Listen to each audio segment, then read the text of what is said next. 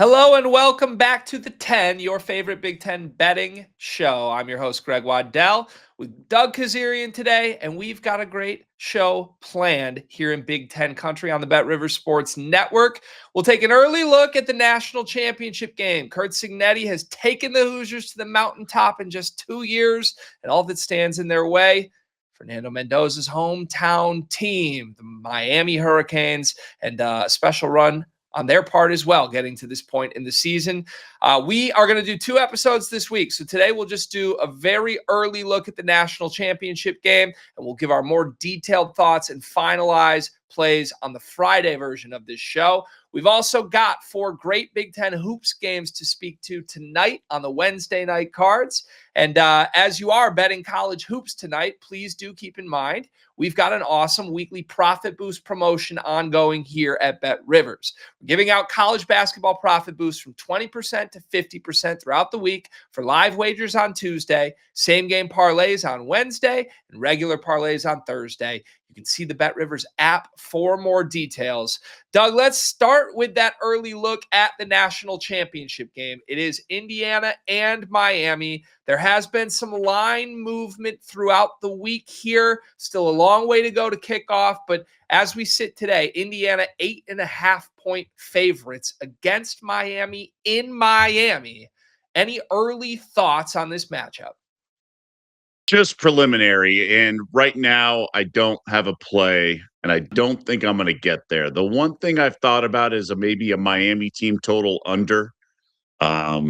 Certain games have kind of broke the way of the Hoosiers. You know, they could have, they destroyed Alabama and really Oregon, but they could have won by a lot more. Now, I also say that knowing that the game kind of broke their way pretty early, and it was playing downhill the rest of the way. What if the Canes actually protect the football, not necessarily march down and score in their first possession, but don't throw a pick six? And it's a tight game.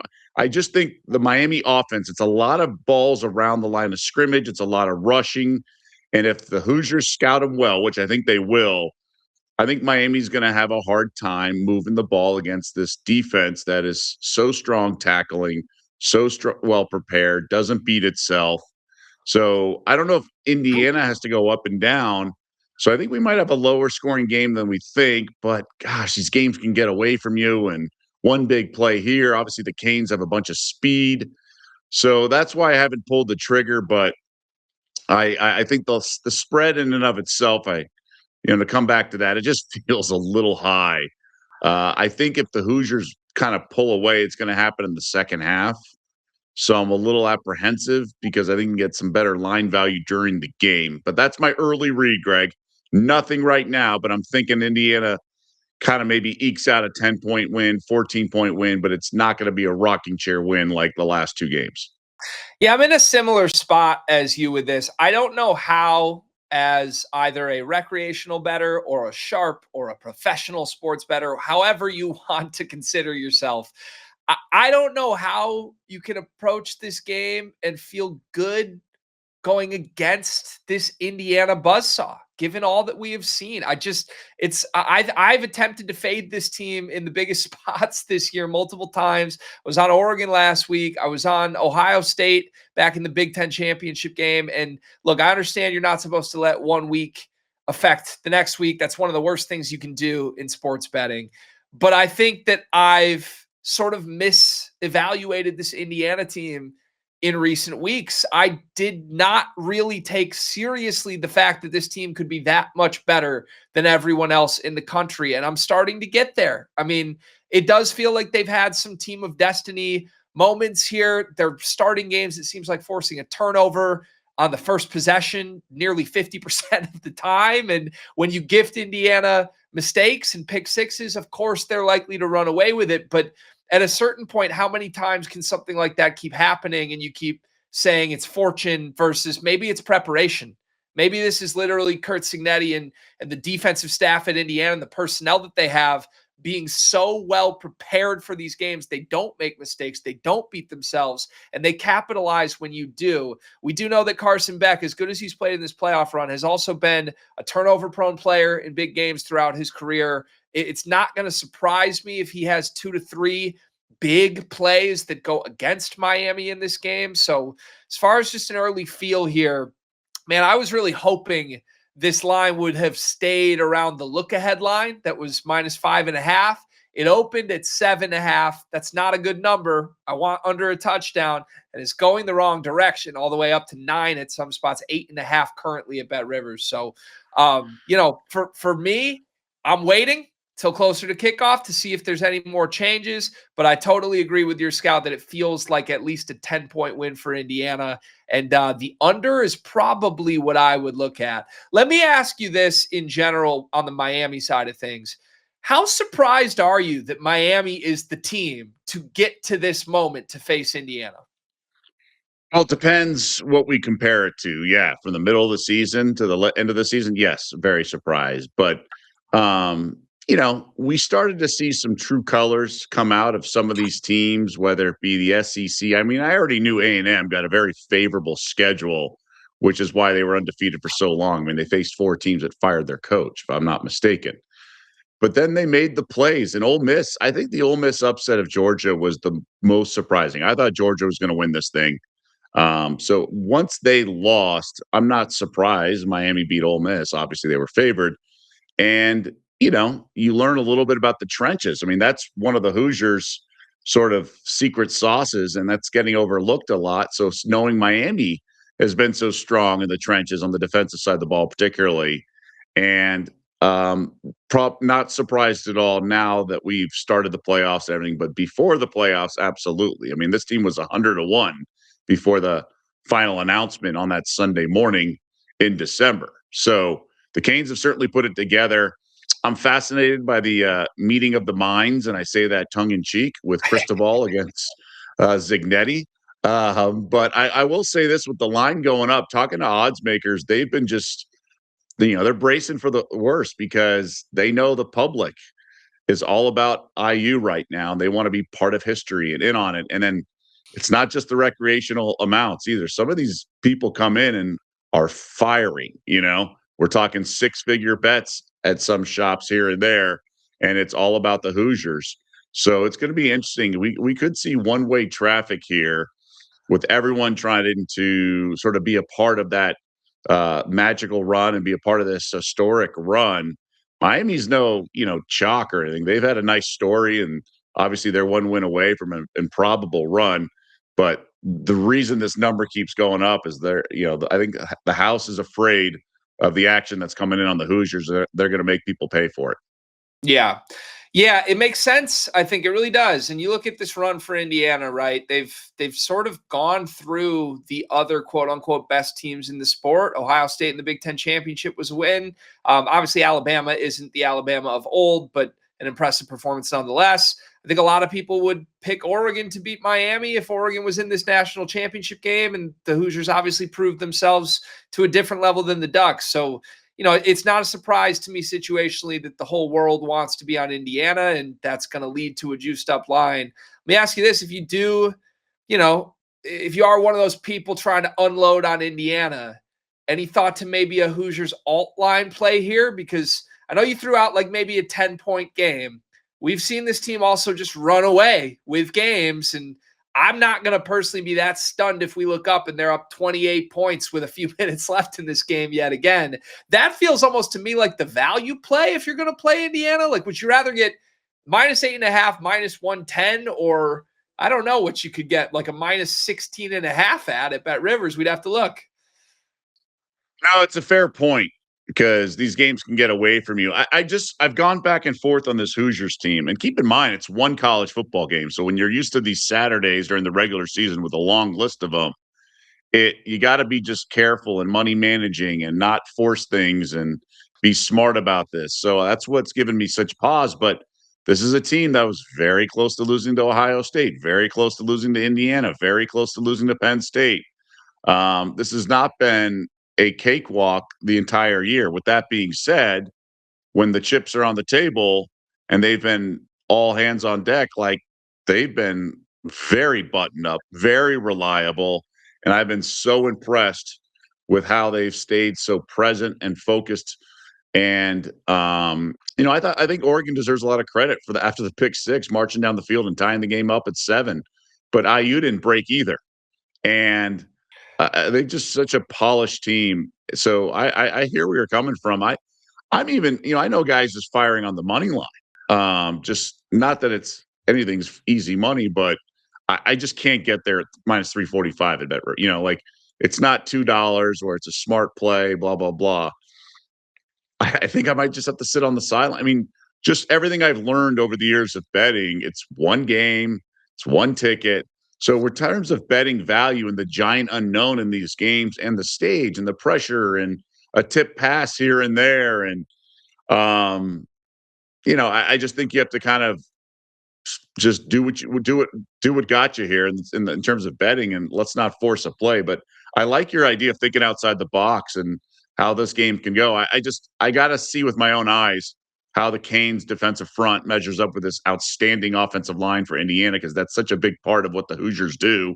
So maybe an in-game wager is how I'm approaching things in the back of my head. Yeah, that's a very good response to always bet responsibly. And there's a good intel why from one of the smartest in the industry on maybe how you should approach a line that just doesn't feel right in this moment. For what it's worth, our producers did send me this. Shout out to the team behind the scenes here. Indiana minus 16.5, plus 188 at Bet Rivers. Indiana minus 13 is plus 140 at Bet Rivers. I like minus 13 plus 140 as the best value play, I think, just looking at the available options here. If you're going to bet minus 8.5, I might as well just take it up to think this is a 2-touchdown win, get some plus money value there. I have one more question for you before we move to the hoop slate for Wednesday night here. And this is big picture, emotional handicapping, but this is Fernando Mendoza, the Heisman Trophy winner, the projected number 1 pick, star quarterback, against his hometown school. Grew up a mile from Miami. I mean, this is a true storybook ending for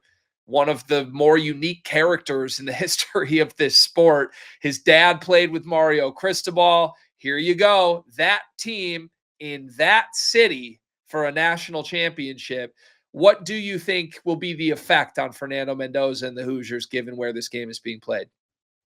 I really don't think anything. I think he's just so, I was talking to a buddy the other day, literally 2 nights ago, and Raiders beat writer. And I told him a fun piece would be to go, find the skeletons in the closet that is Fernando Mendoza. And it's really just like a joke piece. Like, what's the biggest dirt you can find on the guy? That he didn't say thank you once. Like the guy is so pure in a good way, and he's everything that's right with humanity. I just don't think he's gonna. I think Zignetti's pushed all the right buttons. I mean, that's what coaching is in so many ways, of keeping players on point, not just between the sidelines, but also everywhere in the head, in the headspace. So I'm not going to overreact. I did find that funny when you find more and more information out. It's what was Manny Diaz thinking? It's not like you have the 6'4" quarterback who wins a state championship. It's not exactly like Idaho state championship. I mean, Florida state championship. He's in your own backyard. Didn't even really get a recruit. I mean, it's just bizarre, some of this stuff. Yeah, it is crazy when you look back on it. And as we talk through the various coaches that have come through these programs in recent years, maybe the biggest advantage Indiana has in this game for me, it's Curt Cignetti versus Mario Cristobal. 100%. So, all right, there you have it. Like I said, we will have another episode of this show on Friday, and we will finalize our picks for the national championship. We'll present our full cards, and we have 2 more days to get creative. As you can see, we're stretching the limits of the imagination on this one. For now, there's 4 games on the Wednesday night slate for Big Ten basketball. We start with Ben McCollum's Iowa Hawkeyes, their first trip to Mackey Arena in the McCollum era. Purdue's been rolling right now, undefeated in Big Ten play, favored by 10.5 here, the total at 143.5. What do you like? My gut tells me Purdue, and I don't like it, so I'm not playing it. They play with their food. We've talked about it. Penn State last week, remember? It was on the first half, things like that. I just feel like the bigger the opponent, the better the opponent, the more the Boilermakers are going to rise up. And Hawkeyes have been a little tricky to figure out in the McCollum, just what's exactly going on, what to expect. The tempo looks pretty slow in this game. So I could see myself getting intrigued by an under, a first half under, something along those lines. I just feel kind of Purdue can go on those runs where it's not a monster run, but it's enough that you're going to get the timeout and the live line's going to be higher than 10.5. So I just don't know when that run's going to be. It could be right before the 8-minute mark of the first half. It could be early second half. I just don't think there's line value with 10.5. Just to kind of go back earlier in the season, the Cyhawk game, when Iowa was at Iowa State, like they led for 3/4 of the game. And that's why, but that live line got to 10.5 at one. You really have to kind of stay attached on the road with a closing game line of 10.5 for this to be the best number you can get if you have Iowa plus 10.5. So I just think you're going to get a better number. You can get 12.5, 13.5, something like that. Purdue, they could go wire to wire. So I'm not really, waiting. If I like Purdue, I would lay the 10.5 too. I think this is a game that Iowa's going to be really competitive in a lot of games where they're outmatched. But a couple of them are going to get away from them. I just fear that this is that game or one of them. Yeah, it's a really tough schedule spot for Iowa. I think I'm about to lay the case out for betting Purdue tonight without actually betting it myself. And I don't know. It feels like that's sort of where you're at too when we just I was going to say, I think I beat you to that. Yeah, right. It's a tough spot. Iowa had the emotional rivalry game against Illinois and Carver Hawkeye this weekend where they were down 19 points immediately and really had to scratch and claw their way back into that game to only lose by 6. I just wouldn't blame them if they expended all their energy trying to get back in that game. And now here's your gift for a 6-point loss to one of the better teams in the Big Ten. Go play arguably the best team or the second best team in the Big Ten in the toughest place to play in the Big Ten. And this is a big time matchup for Bennett Sturts, Braden Smith. They were roommates at the Chris Paul Elite Camp this summer. There's a history there. I think these two like each other, but they also can look up and realize they're competitors. Braden Smith is mocked about 25 spots lower on NBA mock drafts than Bennett Sturts. I think Braden Smith's a better player than Bennett Sturts. I think this is one of a few big-time opportunities for Braden Smith to get everybody's attention. And if you haven't paid attention to what Braden Smith's been doing in the last 2 games, he just spit out one of the best performances a college point guard's ever had, 26 points, 14 assists, and 1 turnover in their win over Penn State. Now, the skeptics would say Penn State lost that game by 8. Purdue only beat Washington by 8. Iowa's certainly better than both of those teams. And this game is in Mackey Arena for the 3rd straight home game for Purdue. But I just feared that this Iowa team in general is a little bit of a paper Hawkeye. I think the Iowa State result is their best result of the year, and credit to them for losing close. They got blown out by Michigan State at the Breslin. They were down 20 to Illinois at home early. The road loss to Minnesota isn't going to age overly well. The only team with a pulse they've beaten this year is UCLA, and that win is aging worse by the week right now. So my gut tells me this should be a Purdue blowout. Ultimately, I don't love the number at 10.5, so I'm likely going to stay away. Let's go next to the Bruins as I'm talking my skepticism of that team. A big trip east to Happy Valley to take on the Penn State Nittany Lions. Bruins favored by 3.5 on the road here. You can get Penn State plus 135 on the money line. Total at 149.5. What do you think, Doug? I don't think you can make a case for UCLA in this game, so I think the Bruins are probably win going away, right? It's Penn State or nothing. I just think the way Cronin has kind of talked so much about the travel, they came back home, and now they're going to go on the road. They got Columbus after this. I just don't know if the players can be robotic and kind of block out the noise that Cronin has sent out there in the world. So I think Penn State's going to kind of rise up, big blue blood coming into their place. Obviously, they almost beat Michigan on their home court. I think there's a chance where just the talent of UCLA shines, but it's not that amazing. It's Nittany Lions or pass. I just say be careful. This look like I would have made this number like 1, so I'm a little surprised at this. It's come down from 4.5. It's headed that way. We saw Minnesota the other night, or last night, I guess, with Wisconsin, go from 3 to 1. I think we could be headed there with this as well. Yeah, this is the fishy line alert of the day here. I'm totally with you. I thought this would be a pick 'em. Now, the question to me, Penn State, how much do they have left in the tank? They just came off the 3-game stretch of death that Big Ten schedulers are putting every team through here. Illinois, Michigan, Purdue, back to back to back. Penn State lost those games by a combined 18 points. That's a wildly impressive result for the Nittany Lions. They did not lose a game by more than 8 points against the 3 best teams analytically in this league. UCLA is nowhere close to as good as those teams.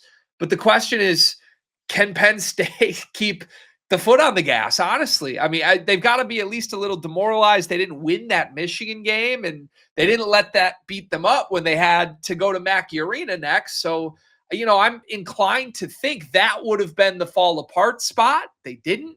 Now they're back home. If they just have anything left in the tank, I think there's value on Penn State to win this game outright. We know that Mick Cronin despises going east, going even anywhere in the Midwest, and has used that as an excuse to really excuse some terrible performances from his team.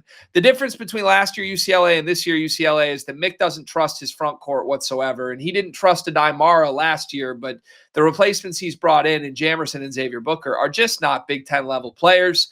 Booker didn't work for Tom Izzo. He's not working for Cronin. I think Penn State has the advantage inside here. So I'm going to put a half a unit on Penn State money line out of respect for the fishiness of the line. It's not going to be more than that, but I do think Penn State's playing better basketball, and this is a good value spot for a team at home.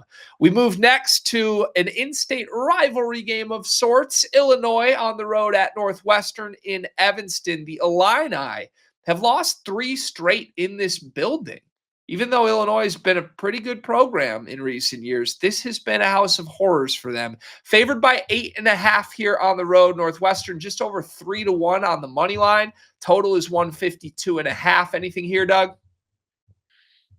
On back and forth. I'm on the total. I'll let you take that next. I've been trying to think. So there's 3 0-5 teams in conference play. Obviously, different schedule opponents and stuff. But who's the worst team in the conference? Right? Is it Maryland?